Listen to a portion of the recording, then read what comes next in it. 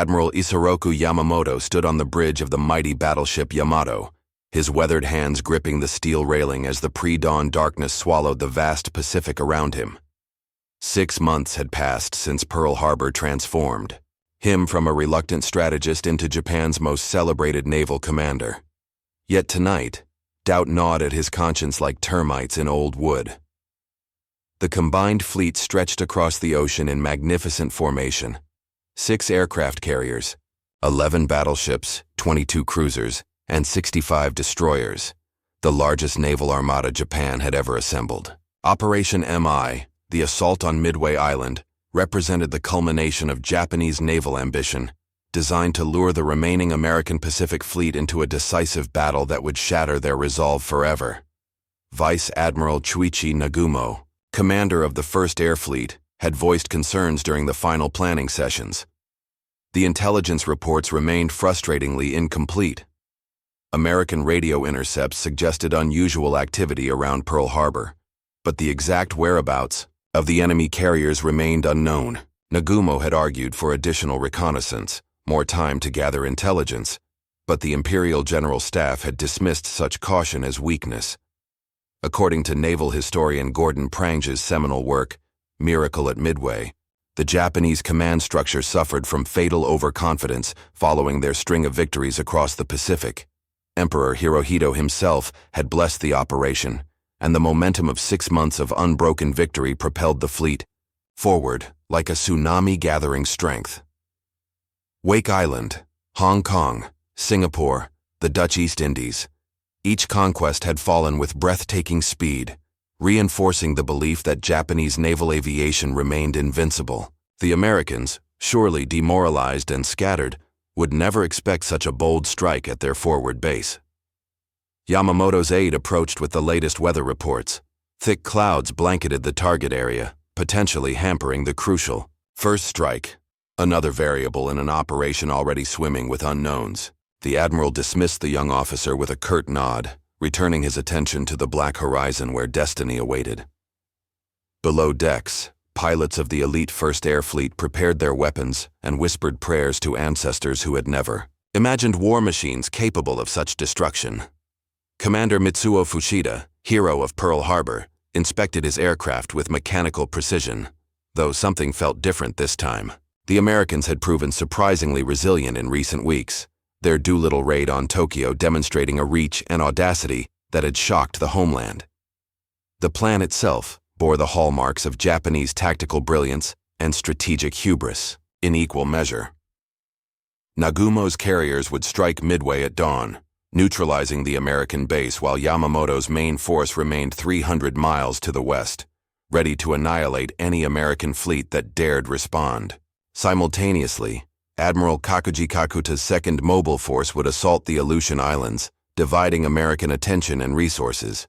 Yet for all its complexity and ambition, Operation MI rested on one fundamental assumption: that American codebreakers had not penetrated Japanese naval communications. If that assumption proved false, if Admiral Chester Nimitz possessed advance warning of Japanese intentions, then the hunters might find themselves prey in waters they believed they controlled. As the first pale light of June 4th began to touch the eastern sky, Yamamoto made his final decision. The die was cast, ambition had triumphed over caution, and the fate of 2 empires would be decided in the crucible of battle that lay ahead. 300 miles northeast of the Japanese fleet, Admiral Raymond Spruance stood in the flag plot of the USS Enterprise, studying intelligence reports that would have astounded his enemies. Station Hypo in Pearl Harbor had achieved the impossible, breaking the Japanese naval code JN-25 and delivering to American commanders a roadmap of enemy intentions more detailed than some Japanese officers possessed. Admiral Chester Nimitz, Commander-in-Chief Pacific Fleet, had gambled everything on this intelligence breakthrough. Despite having only 3 operational carriers against Nagumo's 6, he had positioned Task Forces 16 and 17 in the perfect ambush position northeast of Midway. The USS Enterprise and Hornet under Spruance, the USS Yorktown under Rear Admiral Frank Fletcher, America's remaining naval aviation strength concentrated for 1 desperate throw of the dice. Lieutenant Commander Joseph Rochefort, The brilliant cryptanalyst who had cracked the Japanese code had provided not just the target and timing of the attack, but the exact composition and approach routes of the enemy fleet. When Japanese intelligence had tested American code-breaking capabilities by transmitting false information about water shortages at AF, Rochefort had anticipated the deception, confirming that AF indeed referred to Midway Island. The morning sun revealed Midway Island's desperate preparations. Colonel Harold Shannon's Marines had transformed the tiny atoll into a fortress of concrete bunkers and anti-aircraft guns, while Major Lofton Henderson's Marine pilots prepared their obsolete Brewster Buffaloes and Douglas Devastators for what many knew would be suicide missions against superior Japanese aircraft. At 0430 hours, Nagumo launched his first strike, 108 aircraft screaming toward Midway under the command of Lieutenant Joichi Tominaga. The formation included 36 Nakajima Kate bombers, 36 Aichi Val dive bombers, and 36 Mitsubishi Zero fighters, representing the cream of Japanese naval aviation. Naval historian Samuel Eliot Morrison noted in his authoritative History of United States Naval Operations in World War II that this first strike represented both the pinnacle of Japanese tactical aviation and the beginning of its decline. But aboard Akagi, Nagumo faced an agonizing decision that would haunt him forever. His scouts had reported spotting American ships to the northeast, but their initial reports lacked crucial details. Were these the carriers Yamamoto desperately sought to destroy, or merely cruisers and destroyers fleeing the battle zone? The day, fog of war had descended with deadly consequences. Meanwhile, Midway's radar operators tracked the incoming Japanese formation at 150 miles, providing precious minutes for American defenders to scramble their fighters and prepare for the onslaught. Captain Marion Carl led the Marine fighters aloft, knowing their obsolete aircraft offered little hope against the legendary Zeros, but determined to extract whatever price they could from the attackers. The Japanese strike hit Midway like a steel fist, bombs and bullets tearing through installations that had taken months to construct. Hangar number 6 erupted in flames, fuel dumps exploded with volcanic fury, and the power station vanished in a mushroom cloud of smoke and debris. Yet the runways remained operational, and the stubborn Marines continued firing their anti-aircraft guns even as enemy fighters strafed their positions. Tominaga's aircraft limped back toward their carriers, many damaged by surprisingly fierce American resistance. His radio crackled with a message that would alter the course of the battle. "There is need for a second attack." The words sealed Nagumo's fate, committing him to preparing another strike on Midway, just as American torpedo bombers appeared on the horizon like avenging angels. At 0700 hours, Spruance made his own fateful decision. Despite being beyond optimal range for his aircraft, he launched everything he had, 116 planes from Enterprise and Hornet, racing toward the Japanese carriers at maximum speed. The die was cast on both sides now, with nothing left but courage, skill, and the cruel mathematics of war to determine the outcome. Chaos erupted across the Japanese flight decks as Nagumo's staff struggled with competing priorities that would prove fatal to their cause. Below decks, ordnance crews worked frantically to rearm aircraft for the second Midway strike, swapping armor-piercing bombs for high-explosive ordnance designed to shatter buildings and runways rather than sink ships. The narrow confines of the carrier hangar decks became a maze of ammunition, fuel lines, and desperate men racing against time. Lieutenant Tominaga's damage assessment had been brutally honest. Midway's airfield remained operational despite the devastating first attack. But at 0728 hours, Scout Plane number 4 from the cruiser tone finally transmitted the message that changed everything. Sight what appears to be 10 enemy surface ships, in position 10 degrees distance 240 miles from Midway. Nagumo's blood ran cold. American ships this close to his position could only mean one thing: an enemy task force large enough to threaten his carriers. But the scout's report maddeningly omitted the most crucial detail. Were carriers among those 10 ships? For 30 agonizing minutes, Nagumo waited for clarification, while his crews continued rearming for the Midway strike. Admiral Taman Yamaguchi, commanding the 2nd Carrier Division from Hiryu, advocated immediate attack with whatever aircraft were available. His aggressive counsel reflected samurai traditions of decisive action, but Nagumo hesitated.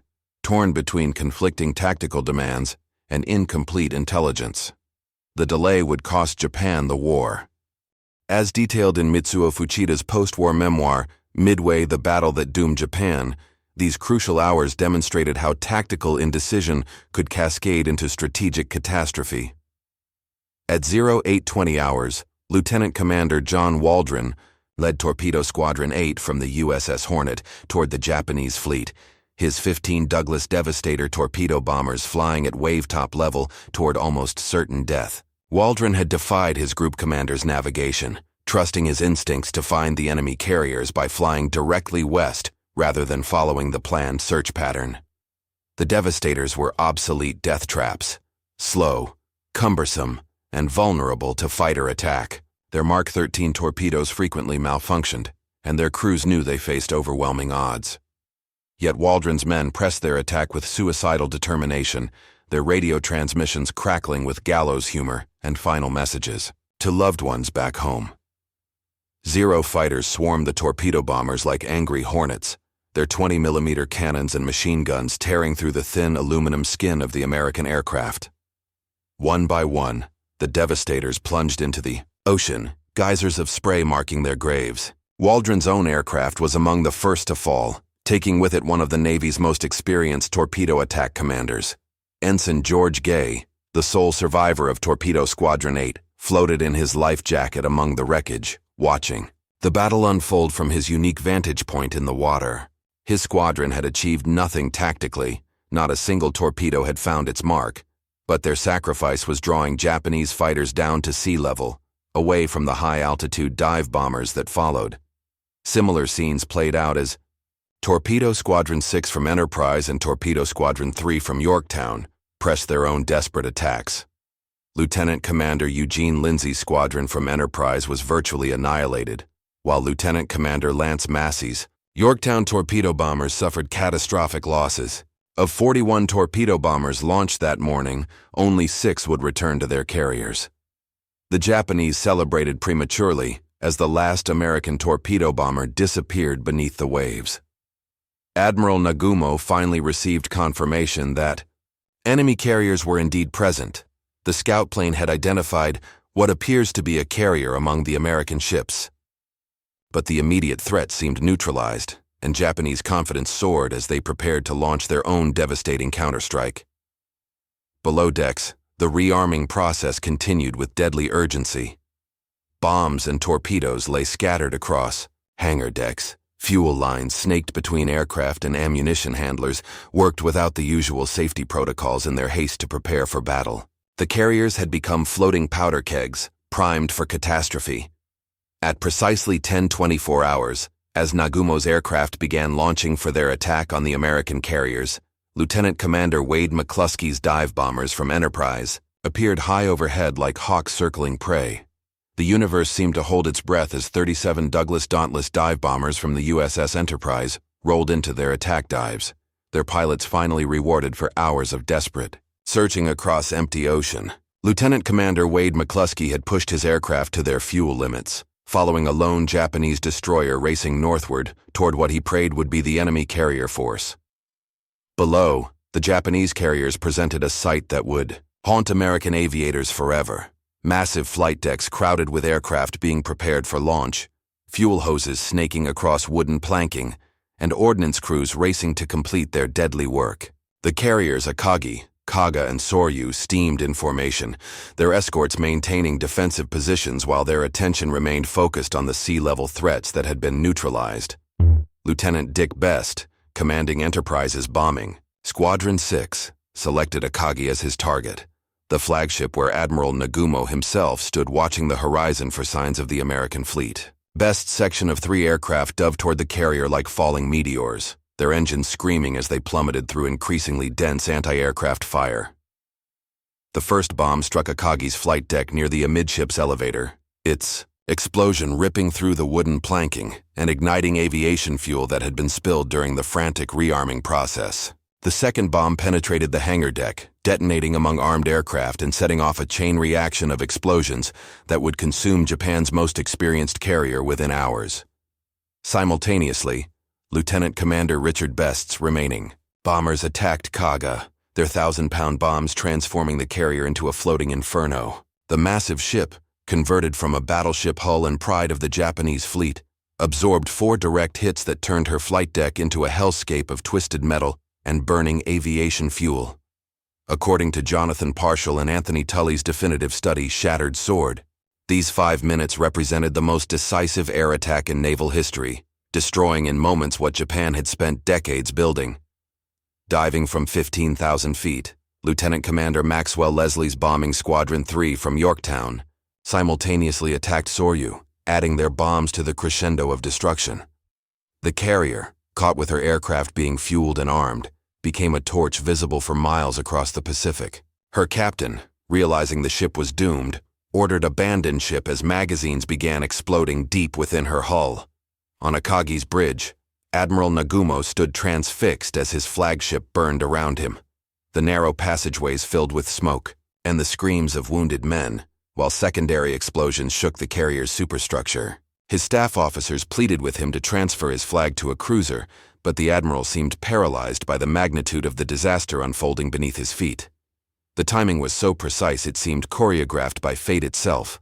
The Japanese Combat Air Patrol, having expended ammunition and fuel while destroying the American torpedo bombers at sea level, was either landing to rearm or climbing back to altitude. The few Zero fighters that attempted to intercept the dive bombers arrived too late to prevent the catastrophe. Captain Mark Mitcher, commanding the USS Hornet, watched through binoculars as 3 Japanese carriers became pillars of fire and smoke. His own air group had missed the enemy fleet entirely due to navigation errors, but Enterprise and Yorktown had delivered a blow that would echo through history. The mathematical balance of Pacific naval power had shifted in 5 minutes of precise, devastating attack. Lieutenant Clarence Dickinson, diving on Kaga, later described the scene as like looking down into the mouth of a volcano. Explosions rippled across the carrier's flight deck as armed aircraft detonated in sequence, their fuel tanks adding intensity to fires that would burn for hours before the ship finally slipped beneath the waves. Yet one Japanese carrier remained undamaged. Admiral Taman Yamaguchi's Hiryu, operating separately from Nagumo's main force, had escaped the American dive bomber attack through sheer fortune of positioning. As smoke rose from his sister ships on the horizon, Yamaguchi prepared his own strike, determined to extract vengeance from the Americans who had shattered Japanese naval supremacy in a handful of minutes. The battle was far from over, but the strategic initiative had passed irreversibly to the Americans, carried on the wings of 37 dive bombers that had found their targets through skill, courage, and the kind of luck that changes the course of empires. Admiral Tamon Yamaguchi stood on Hiryu's bridge, watching pillars of black smoke mark the funeral pyres of 3 Japanese carriers on the southern horizon. The most aggressive of Japan's carrier commanders, Yamaguchi had argued for immediate attack when the first American ships were spotted, and his vindication came at a terrible price. Now, with Hiryu as the sole surviving Japanese carrier, he faced the burden of salvaging something from catastrophe. Lieutenant Michio Kobayashi led 18 Val dive bombers and 6 Zero fighters aloft from Hiryu's deck, racing toward the American task force with orders to strike back at the enemy carriers. Behind them, Lieutenant Joichi Tomonaga prepared a second strike of 10 Kate torpedo bombers and 6 Zeros, though his own aircraft bore damage from the morning's midway attack and leaked fuel from punctured tanks. The USS Yorktown, Admiral Fletcher's flagship, had been operating independently of Spruance's Enterprise and Hornet when radar operators detected the incoming Japanese strike at 35 miles. Captain Elliot Buckmaster ordered general quarters as his crew prepared for the first major attack on an American carrier since the war's beginning. Yorktown's Combat Air Patrol, reinforced by fighters from Enterprise, met the Japanese attackers in a swirling aerial melee high above the Pacific. Lieutenant Commander John Thatch, pioneering the weaving fighter tactics that would bear his name, led his Wildcats against Kobayashi's dive bombers with calculated precision. Yet several Japanese aircraft broke through the defensive screen, their pilots displaying the same skill and determination that had made them masters of the Pacific. At noon precisely, Kobayashi's dive bombers screamed down toward Yorktown's flight deck. The first bomb struck near the island's superstructure, its explosion killing and wounding dozens of men while knocking out the ship's radar systems. A second bomb penetrated the flight deck and exploded in the hangar, starting fires that damage control parties fought with desperate efficiency. Naval combat historian Craig Simons noted in The Battle of Midway that Yorktown's crew demonstrated damage control techniques that would become legendary throughout the Pacific War. Chief Petty Officer John Vasa led damage control teams into smoke-filled compartments, his men working with gas masks and emergency lighting to restore power and communications. Within 2 hours, their efforts had transformed what appeared to be a crippled carrier into a ship capable of launching aircraft, though Yorktown's speed remained limited to 20 knots. But Admiral Yamaguchi was not finished.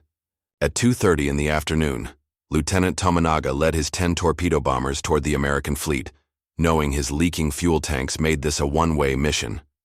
The Japanese pilot who had led the first strike on Midway would die attempting to salvage victory from the morning's disaster.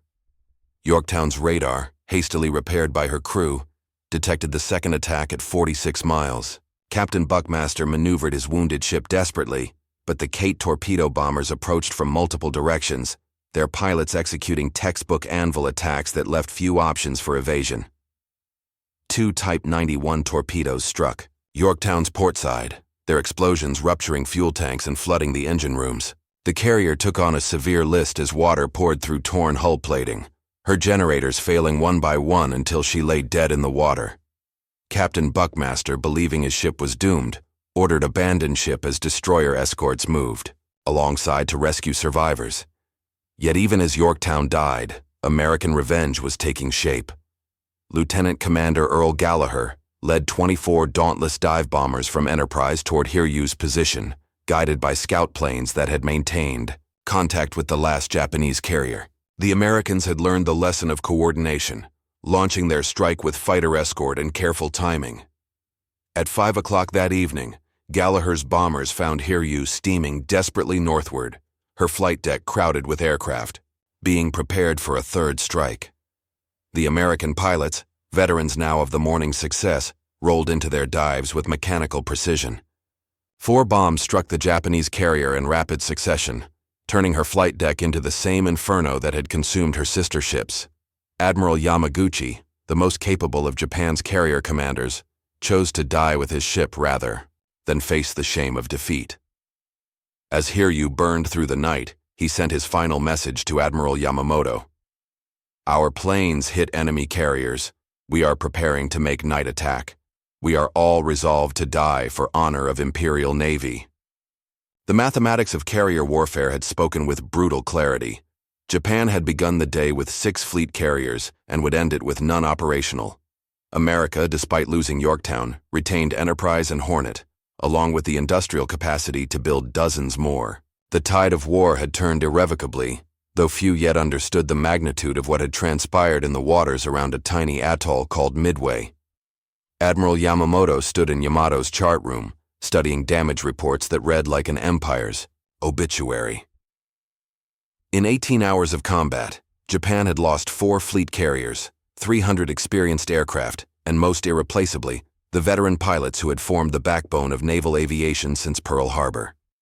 The combined fleet's wireless operators worked frantically to maintain communications with scattered units, but the scope of the disaster became clearer with each transmission.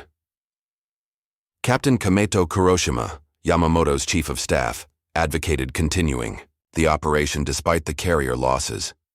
The battleship force remained intact, and a night surface action might yet salvage something from the catastrophe. But Yamamoto, the strategic genius who had orchestrated Pearl Harbor, recognized that without air cover, his magnificent battleships were merely expensive targets for American bombers. The withdrawal order came at 02:55 hours on June 5th, transmitted across the Pacific to scattered Japanese forces who had expected to be celebrating victory by now. Rear Admiral Hiroaki Abe's bombardment group, already approaching Midway for the planned night attack, reversed course and began the long retreat toward Japan.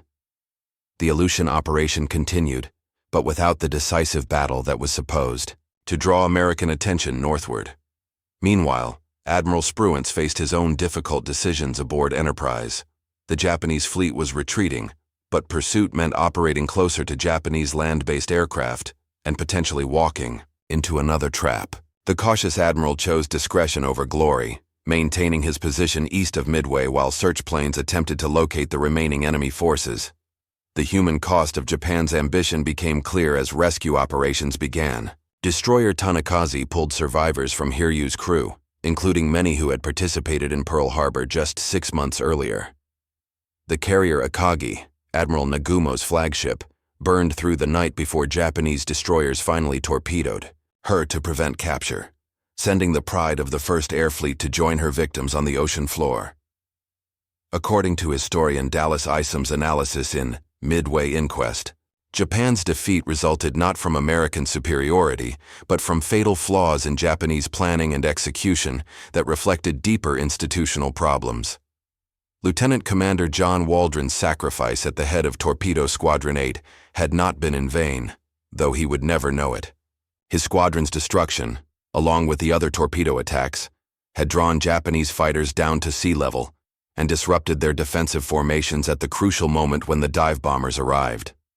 The Americans had learned to coordinate their attacks while Japanese communications and tactical flexibility had proven inadequate under pressure. Captain Mitsuo Fuchida, hero of Pearl Harbor, lay wounded in Akagi's sick bay as his ship burned around him. The pilot who had led the attack that brought America into the war would survive to witness Japan's inevitable defeat, his injuries preventing him from participating in the battle that might have changed history had Japanese ambition been tempered. With caution, the strategic implications rippled outward like waves from a dropped stone. Australia's invasion was postponed indefinitely, as Japan lacked the carrier aviation necessary to support such an operation. The planned advance toward Fiji and Samoa died with the carriers at Midway. Most crucially, America gained the breathing space necessary to mobilize its industrial might for the long Pacific campaign ahead. Admiral Nimitz, reading initial battle reports at Pearl Harbor, understood that the war's character had fundamentally changed. Japan could no longer project naval power across the Pacific with impunity, while American shipyards were already laying down the keels of new carriers that would restore numerical superiority within 2 years. The defensive phase of America's Pacific War was ending. Emperor Hirohito, learning of the disaster through carefully worded reports that minimized the extent of the defeat, began the psychological journey that would end 3 years later at surrender ceremonies aboard the USS Missouri. The Japanese public, fed propaganda about continued victories, remained unaware that their empire had suffered a mortal wound in the waters around Midway. As the scattered fleets limped toward their home ports, one truth echoed across the Pacific. Japanese brass had indeed chosen ambition over caution at Midway, and that choice had cost them an empire. The battle that was supposed to decide the Pacific War had done exactly that, though not in the manner Tokyo had intended. Admiral Yamamoto's prediction before Pearl Harbor, that Japan must win quickly or face inevitable defeat, had proven tragically prophetic. The tide had turned, and it would not turn again.